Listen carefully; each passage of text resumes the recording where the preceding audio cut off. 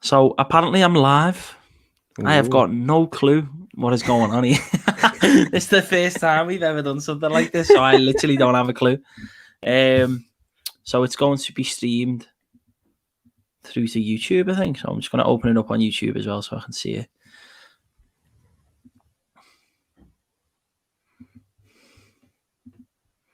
Looks like we're live. What? I don't know how many people are in here or what, but what a start for the first time. How are you feeling until the 81st minute, until those substitutions were made? And Mate, I always have the same spot when I'm watching the game at home. I was so convinced that we're not going to do anything that I was just sitting on the floor now. Oh, you stopped watching like a false fan? No, I was like, I don't want to. No, I moved my chair around and I was sitting on the floor and thinking, just let's finish this quickly, please. Get it done. Get it done. Well, I think those substitutions were massive. I think Renato Sanchez coming on was the game needed him, to be honest. And like he said on Twitter, around about half time would have been the time to bring him on, because you could see that although you don't want to sacrifice sort of legs and a bit of that strength in midfield, you needed someone that was going to pick the ball up and drive, and that's exactly what he did. As soon as he did that, that's what sort of led to the goal, and he was instrumental. He was only on the pitch for about 10 minutes, and I thought he had a big impact. I thought Rafa Silva's substitution was a strange one at the time. And when he came on, speak so long about that substitution. In my head, I thought this is the worst sub I seen. Like, why? I could not understand why. And when he came on the pitch as well, it looked like he didn't have his shoes on properly, his boots on properly, because he was overrunning the ball, and I thought, oh my word, is this And then. As I say, they both combined. He does really well to get on the other side of the defender, and you know why you're bringing him onto the pitch, because he gives you pace and he gives you a little bit of that directness, which I think we spoke about it on the last podcast about.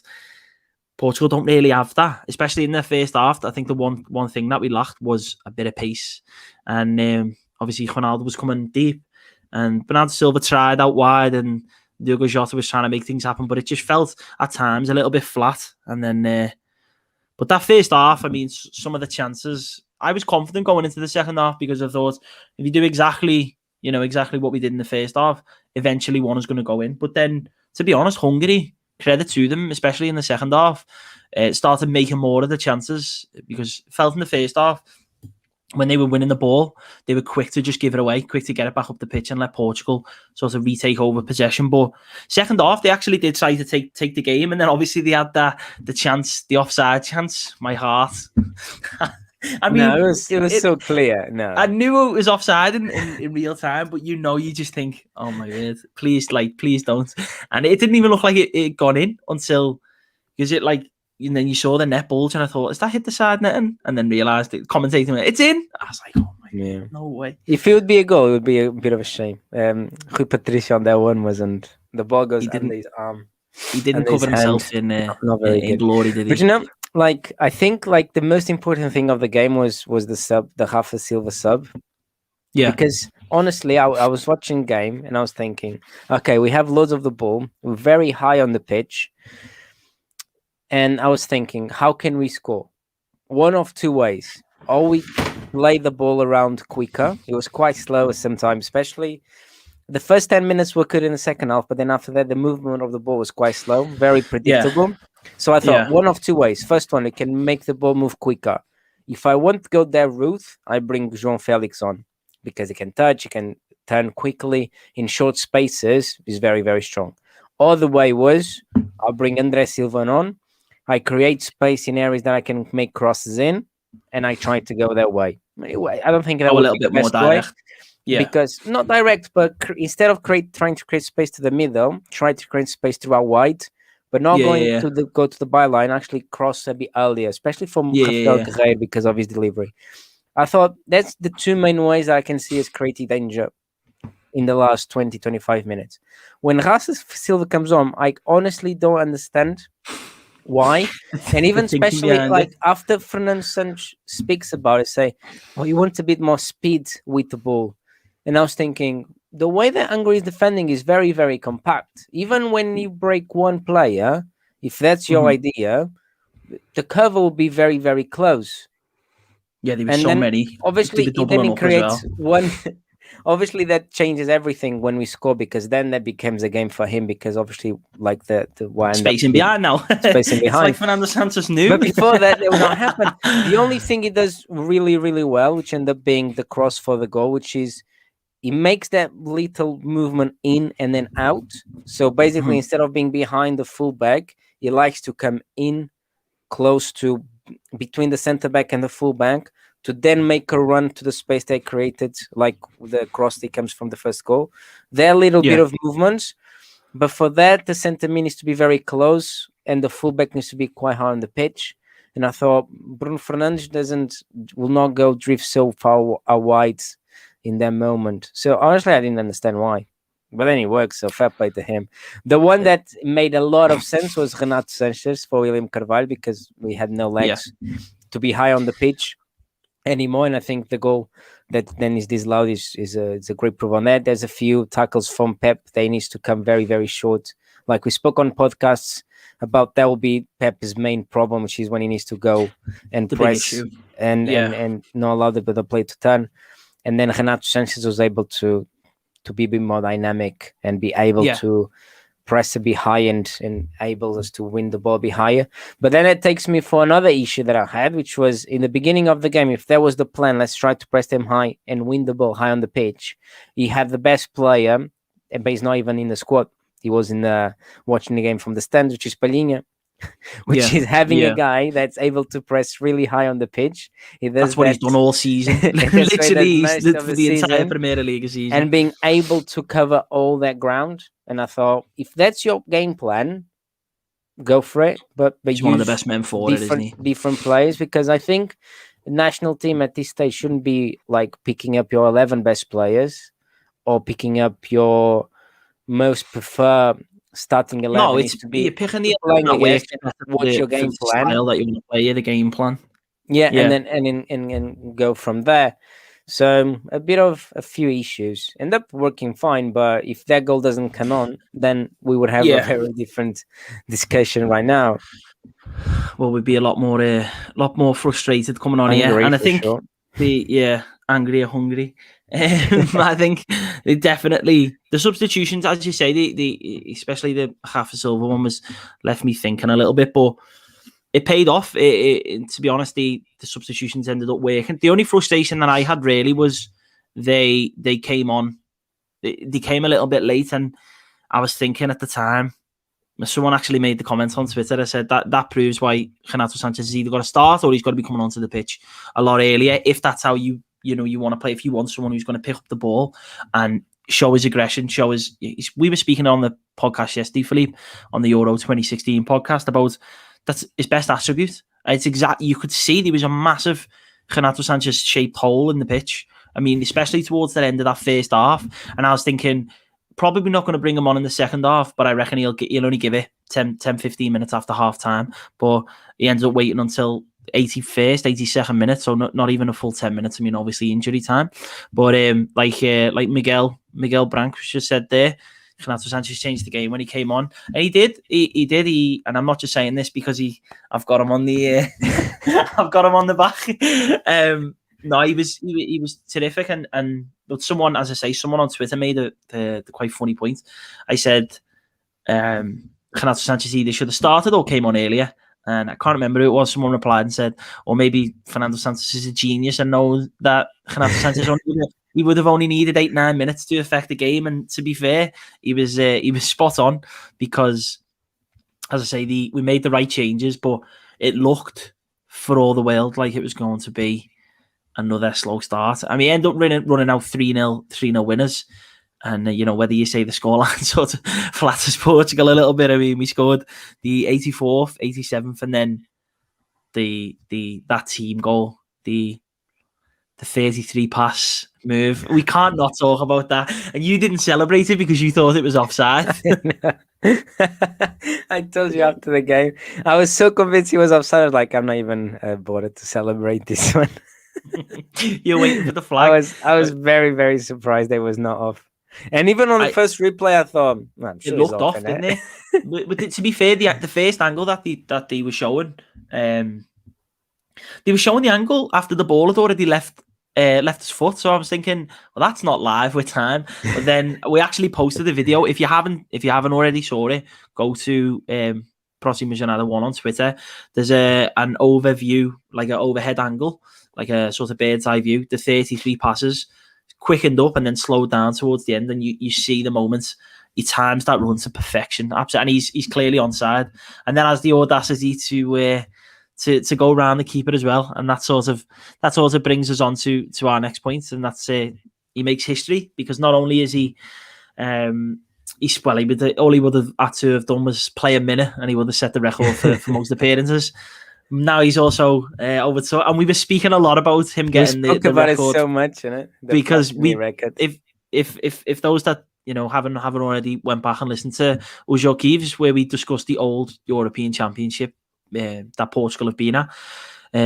Platini was an absolute monster in 1984 and decided to just set the record for himself there and then.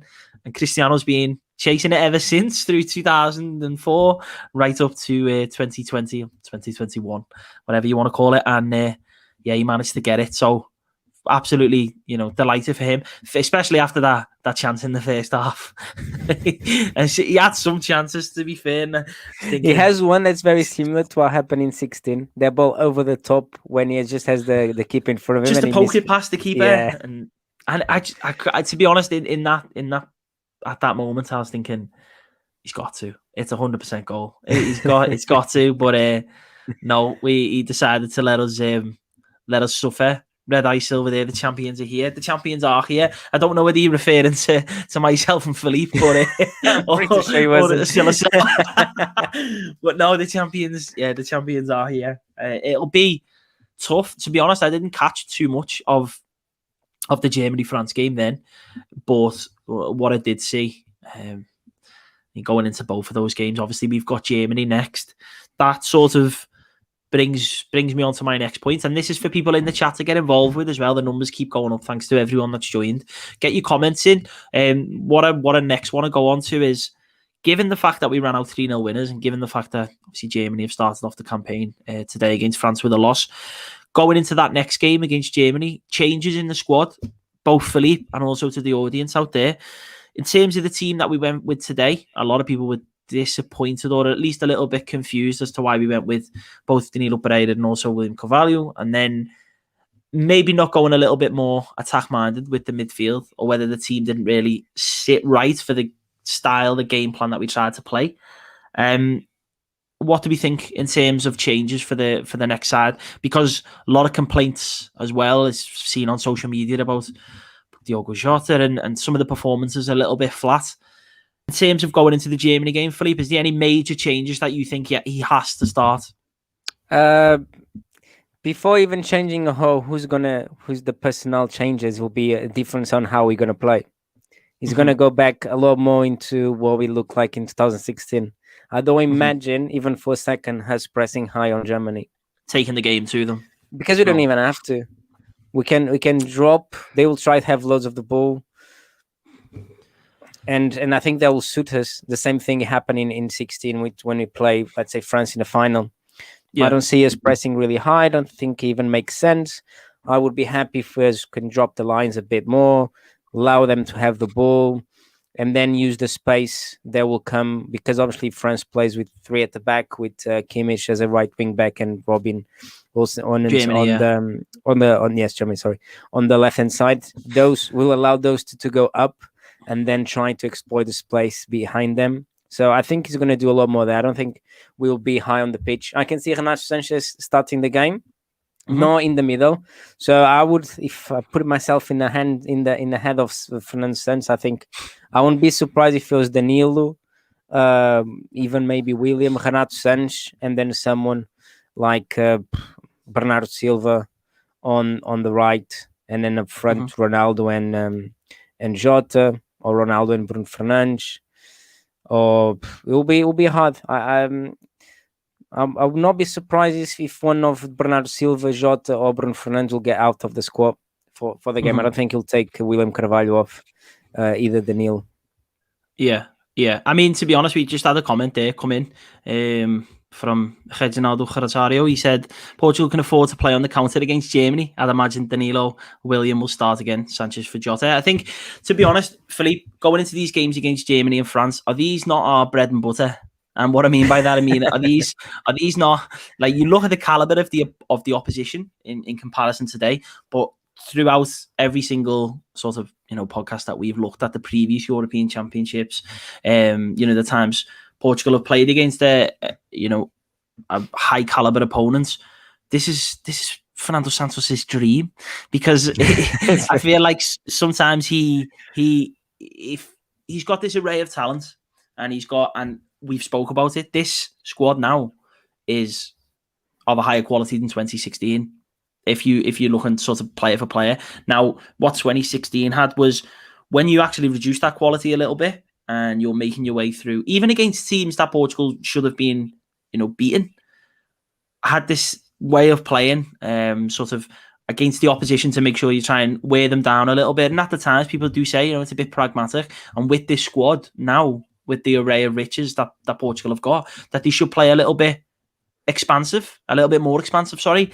And I think there's a time and a place for that. But I mean, they're taking the words out my mouth there, Jobin. We need good tactical advantage against big teams. And I think if there's one thing that Fernando Santos knows how to do, it's set up a team to not get beat. He never really gets beat. And we saw in big games. We were watching the France 2016 game yesterday together. Although obviously Sal Patricio got us out of jail a couple of times. We saw even in sort of the recent friendlies, like the game against France, for the most part, solid defensively. Every player sort of knows the role that they have to, the task they've got to go out and do, and that does frustrate people sometimes, because I feel like a lot of people want us to go toe to toe with these top nations, because Portugal, we are a top nation, but I think sometimes have that little bit of pessimism in the background. Like, we look at other teams and say, they've got a better team than us, they've got a better team than us, they've got a better team than us. And when you come up against someone like France, you can't go toe for toe, because there's a reason why every single pundit and most supporters worldwide are saying they're the outright favourites. As I say, I didn't watch them tonight. Someone in the comments, let me know how did the game even go. I know Adrian from Brabona TV commented before and said Germany look slightly less scary than I expected, but obviously they will be difficult. Again, I think playing against France, they'll have maybe, I'm expecting, did they set up in a similar way that you'd expect us to set up against France in terms of giving France? No, they try to play a lot more. And now Germany plays with the three centre backs, two wing backs, two centre mids, and then the three movement of up front.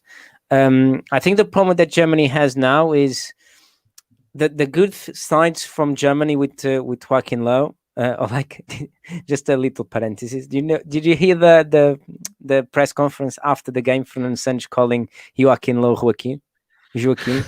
A bit of class. Like the Spanish winger. I'm pretty sure Joaquin thinks the same thing. It's like the Real Betis legend. Or the fellow who played the Joker, Joaquin Phoenix. Moving on. I think Germany will still want to have the ball, but the problem they have now, at least the problem I feel they have now, is they still play in a way that they need someone up front that can hold the play, like Mario Gomes, especially was in 2012 and 14, or Klose was as well, as a striker that's able to play back to goal and then play with Muller coming from a bit more deeper. And right now they don't have that. They have Arvids, they have Muller. Even they can play Sané. They play the front three was Muller, Gnabry, and Kai, and then he brought on Sané and Werner. Some names there, Philippe. It is big names, but it doesn't gel very well together. That was my biggest take from the game. Was it that doesn't look fluid. Was you disappointed with them overall today? As I say, I wasn't. I was more disappointed with France, to be fair, because everyone is building up France and everyone thinks it's so obvious that France is going to win it. I thought they were going to be a lot more dominant. than what they actually were. Germany was able to have the ball a bit, but it was a bit. There was something. Do you know when you watch a game and you feel like something else is missing? A little touch. It's a bit flat. Yeah, and then you see, we have a play like Kimmich, but you're not playing in the right place. You're putting a right wing back. It's like, why didn't you bring him back into the middle? And it can play the game a lot better, more smoother. It tries to have Muller playing that. He's very hybrid everyone, because Gnabry sometimes was in the middle, sometimes was Muller. Havertz was much more coming from the right hand side, but he feels like something else is missing. So what I think they're going to do against us, they will try to have loads of the ball. Like I said in the beginning, I think Portugal will be quite happy with that dropping.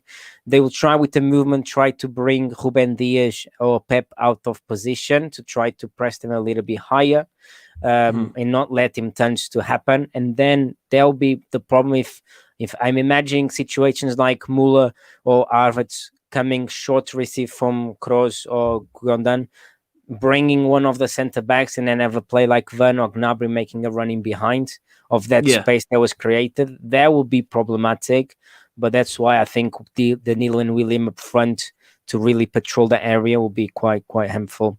I'm even surprised if like I said, if he plays Bruno Fernandes a little bit behind then Ronaldo with the ball, and then without the ball dropping, almost being side by side, to make sure nothing comes through the middle, and then making sure the ball goes out wide, and then having Kimmich as a wide wing back. I think we can do 2v1 against him, even on the left hand side. I would not be even surprised they brings a Nuno Mendes for this game, because I think if you're playing quite deep, I quite fancy Nuno Mendes in a counter. Very good pacey, ball to get out. Very ball out as well. So I wouldn't be too surprised if he does that as well. So there's a few ways to go, but what I don't think is us pressing or play. No, taking the game. Because like someone said before, tactical, we are quite strong when we don't have the ball as well. We know our roles, but as well as the momentum and what's happening is the environment right now, which is they lost the game. We won 3-0. Even if we lose but in the both next games, as long as it's 1-0 or 2-1, our difference of goals will still be positive. And I think 3 points with a positive goal difference will be enough. So they will have to come out and play.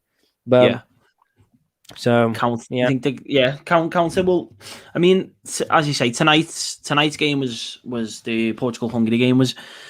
It's always going to be a different proposition to the other two games, and that's why it's difficult sometimes to go from every player knowing the role that they played tonight, and then having to go then into the Germany game, because they're completely different games. And the Germany and France game will be slightly different as well. They're not not the same side, although in both games we won't be pressing high up the pitch and trying to take the game to them. But I think that is in Portugal's advantage, is that we know how to grind teams down, and we know how to do the quote unquote ugly stuff as well, the stuff that does sometimes frustrate people, but when we tend to do it against opposition that we're perceived to be bigger and better and stronger than. And as you say there, Filipe, if you're looking to play pretty much on the counter, you'd be more than happy to let Germany have I was going to say control, but like pseudo control. And what I mean by that is not completely camping in our box and thinking, right, Germany, you can have the ball for 90 minutes. It's more pseudo control. What I'm meaning with this is you define where you want to start your pressure, and I will not be surprised if the timing for us to close down the spaces will be halfway line. I would not be surprised if that happens. Yeah, and we defend half the pitch. No, not very too pressing. So sometimes what teams do. So I imagine him being in that position is, I'll tell my team that this is the line of pressure. So this is when we start closing down people. This is the area that we don't want them to go in. And I think with 3 center backs, 2 center mids, and 3 players up front, I see numerical advantage through the middle, to the middle area. Mm-hmm. So I say, I'm going to ask my strikers not to press in a straight line to the center back that's in the middle. So in this case, it would be Hummels. I'm not going to press Hummels, but what I'm going to do is making a run that allows him to play a easy ball to Rudiger or whatever center back they play on the other side. You're dictating where they play. And that's my pressure. And my pressure will always come from inside to outside to allow a easy ball to go wider and wider. And when the ball gets into that wide area, then I go and press high. And hopefully we already have same numbers in that corner of the space. So basically, instead of defending completely in front of you, you're slowly closing down the area that you actually want to go and press. And then depending on where you want to go. So in this game, I would say I don't want the ball to go to Kimmich because I'm afraid of his balls in behind, even from quite deep in the pitch, because he has that type of ability to do it. He's got that. So what I'm Got going to that do, quarterback, I'm going hasn't to he? cut that ball out. So I'm going to always to Yeah. make sure that the easy ball is Rudiger, and then from Rudiger to Robin, and then that's my trigger to go and press. Mhm. But Yeah. that's why they training for 3-4 weeks, because even though this first game was a type of game that we want to try to press high and win balls high on the pitch, we had 3 weeks of training, and they don't prepare just this game. They could prepare this game, Germany and France, because they knew exactly the three teams and how they play. It's not a surprise that Germany plays like this. It's not going to be a surprise. To be fair, was one surprise in France that's worth to talk about, which is the Griezmann position.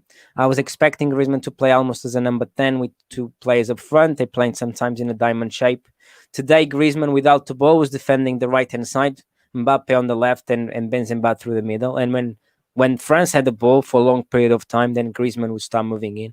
But that little dynamic was different than what I was at least expecting them to do. Disappointed. I didn't, as I say, I only literally caught a couple of minutes here and there. I had other things to do, but I mean, looking forward to the Germany game. I think we'd be talking about it a little bit differently if we didn't get the result today. And obviously, because it felt like the result just came like that as soon as one goal, second goal, and then third goal, and it's very easy. I mean, I saw a lot of jokes online of people saying, what were we worried about? We were always going to come through. But, with Portugal, sometimes we never do it the easy way, really. And that was Portugal's most convincing opening day win in a European championships ever, to win by 3 clear goals. So, that was nice because we scored 3 goals against them, obviously, in 2016, but we also conceded 3. So there's a big improvement. There's a big improvement, yeah. We already matched the same wins that we did in 16. So, yeah, mate, it can only mean good things. I mean, we've matched there, and we didn't win a game in open in normal time until the semi-final against Wales. Semi-final. So this time, a lot round was a lot quicker. Definitely an improvement. To be honest, I'm looking forward to the Germany game. Because I think we got the ingredients there in terms of players knowing the role, being tactically flexible enough to know, when to go, what's expected of them. And you made a really good point there, Philly, when you said we've been preparing for this Germany side for weeks on weeks, and that's as soon as those opponents are known, when the draw is first done, you know exactly what these teams are going to bring. Germany aren't going to spring this surprise where they feel a completely different 11 and change shape, and that's not going to happen. And if there are changes, there'll only be slight tweaks. So, but you can say the same thing as well. Germany aren't going to look at the game tonight. I think that's the way Portugal are going to play against us, in a couple of weeks' time, because that's just not the case. They'll know. They'll have assessed the games when Portugal play against the perceived higher nations, the better nations, and I know exactly how difficult it will as well. Let's give ourselves credit how difficult it is to break Portugal down, because many have tried, many have failed.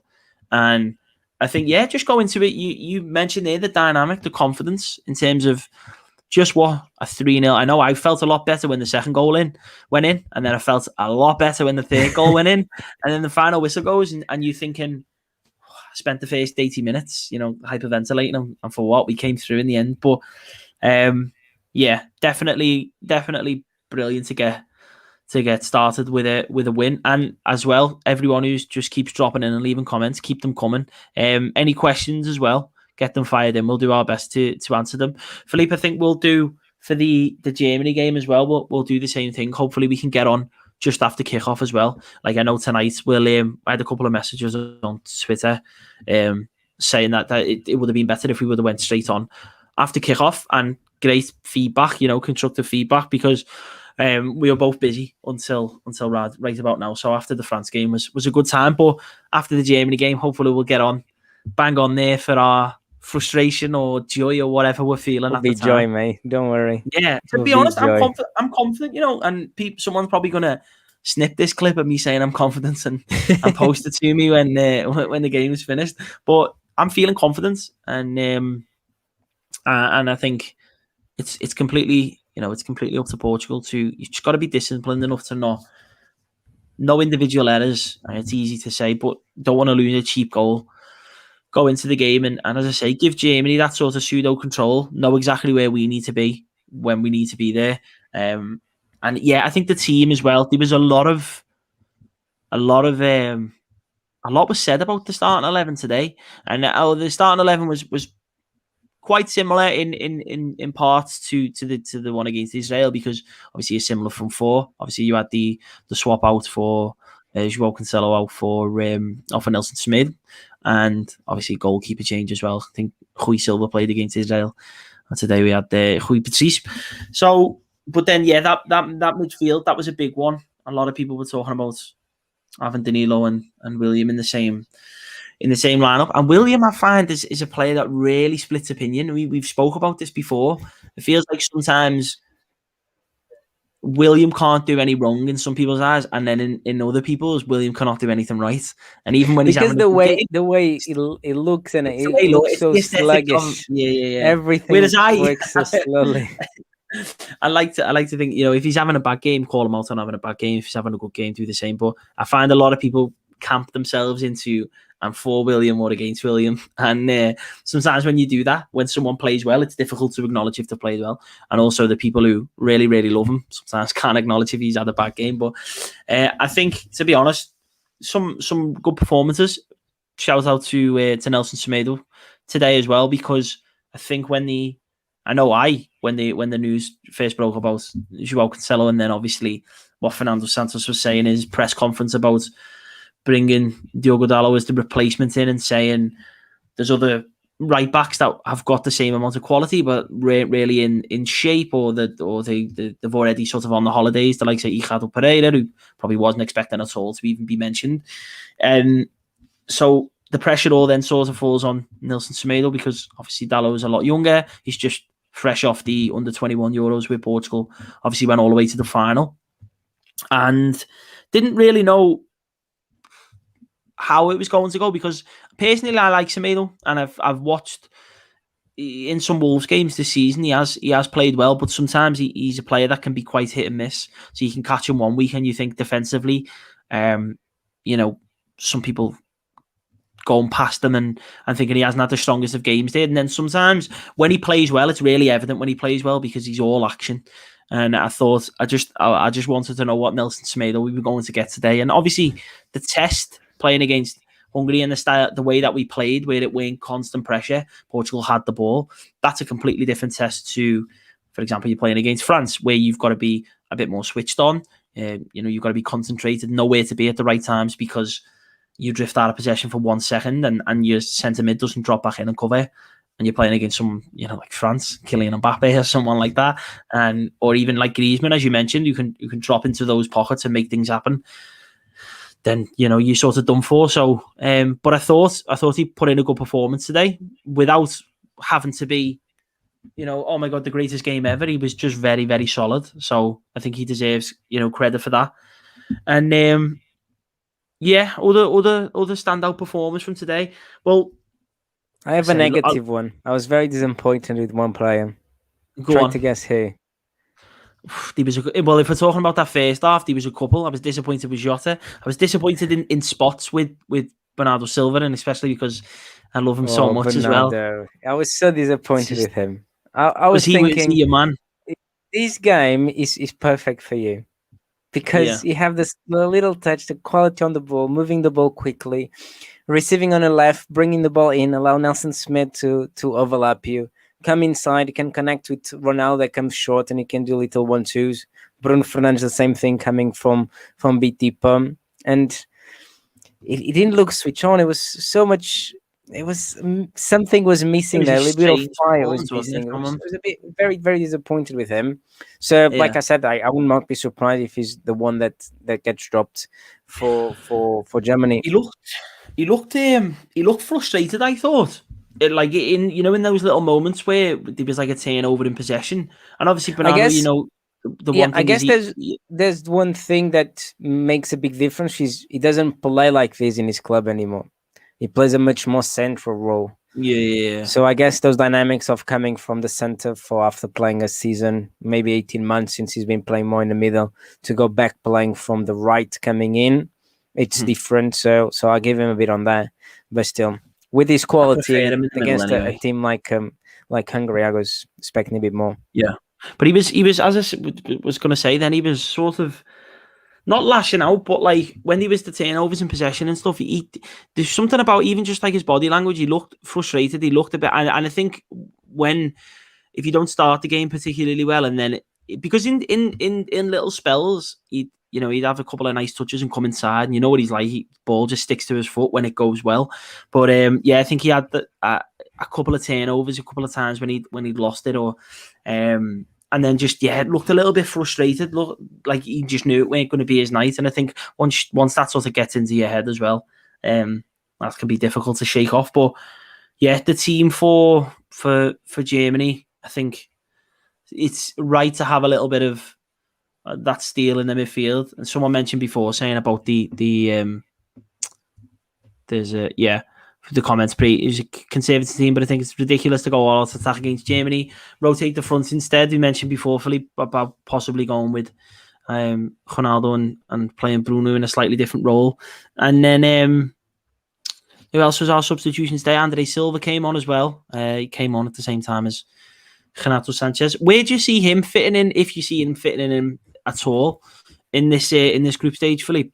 I mean, I know what you're... I would be unless we win against Germany and everything gets done by France game, and then France game we can rotate the team a bit.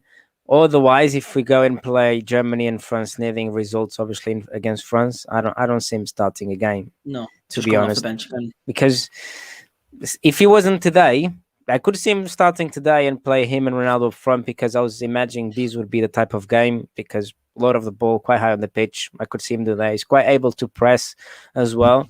But in a game against Germany or France, I don't see him start, to be honest.